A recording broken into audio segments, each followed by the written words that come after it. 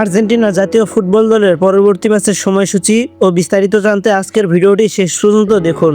গত বছরের 14 নভেম্বর প্রীতি ম্যাচে অ্যাঙ্গোলার বিপক্ষে মাঠে নেমেছিল আর্জেন্টিনা।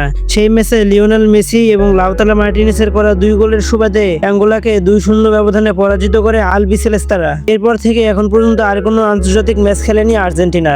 2026 সালের ফিফা বিশ্বকাপকে সামনে রেখে প্রস্তুতির অংশ হিসেবে চলতি মাসে ফিফা উইন্ডোতে 2টি গুরুত্বপূর্ণ ম্যাচ খেলতে যাচ্ছে লিওনেল স্কেলোনির শিষ্যরা। এই উইন্ডোতে শক্তিশালী ফ্রান্স এবং কাতারের মুখোমুখি হবে আর্জেন্টিনা। অর্থাৎ বছরের শুরুতেই শিরোপার লড়াইয়ে দেখা যাবে ফিনালিসিমার উত্তেজনাপূর্ণ ম্যাচ।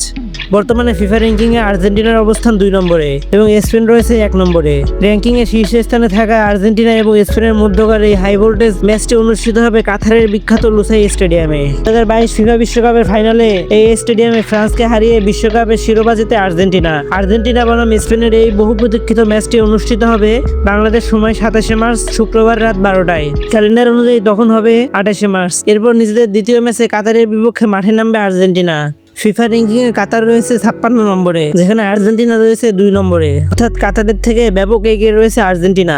কাতার এবং আর্জেন্টিনার মধ্যকার ম্যাচটি অনুষ্ঠিত হবে 31 মার্চ। তবে এই ম্যাচটির নির্দিষ্ট সময়সূচি এখনো আনুষ্ঠানিকভাবে ঘোষণা করা হয়নি। আপনি যদি খেলাধুলার প্রেমী হন এবং খেলাধুলা বিষয়ে নিত্য নতুন আপডেট পেতে চান, তাহলে আমাদের চ্যানেলটি সাবস্ক্রাইব করে রাখতে পারেন।